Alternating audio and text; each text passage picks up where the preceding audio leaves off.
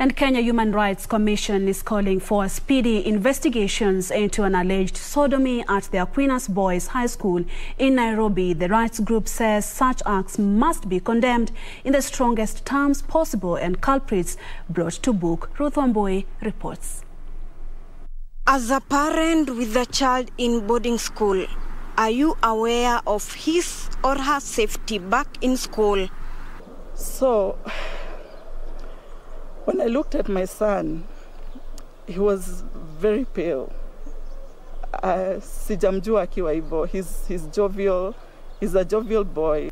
The government has been urged to listen to the voice of reason and get to the bottom of an alleged beastly act at the Aquinas Boys High School. Kenya Human Rights Commission is demanding justice for a Form 1 student who was allegedly defiled at the school.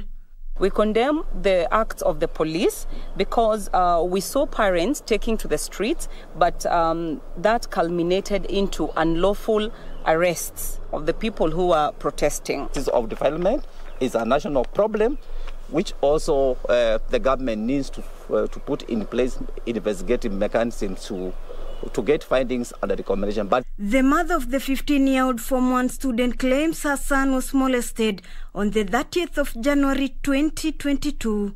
Nikampatia time apumzike because I could tell something was not okay. And then I realized when he was sitting, it's like he was floating. He wouldn't sit as comfortably as I'm seated.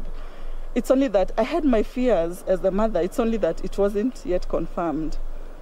So I spoke to him for quite some time, and eventually at around 10:30 p.m., that is when he agreed to open up to me and tell me what happened to him.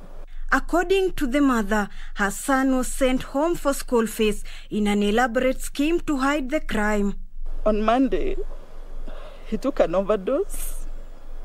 He was taken to hospital by fellow students who knew what had happened. The school didn't tell me anything about it. They didn't even tell me to go and pick my son, that he had attempted suicide in school.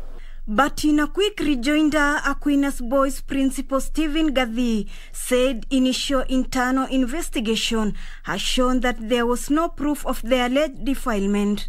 Sometimes the easiest story to sell with a student who does not want to be in school, that is the story they carry. Because the parents will buy that one very fast. In the dormitory, there is a cubicle where they sleep, the 15 of them. So over that night, we have gone through the footage of the camera, CCTV. There is a person who sleeps over him because it's a decker. The boy says there was no commotion, there was nothing up to morning. All the members of that cubicle, they are saying they did not hear anything. And that's not something that will happen, and the person does not scream or raise alarm. So the recommendation is that the boy be brought. If he knows the culprit, we pick him. If he doesn't know, then we know the time, so that we can use the other means of investigation. Ruth Wamboi reporting for Prime Edition from the county of Nairobi.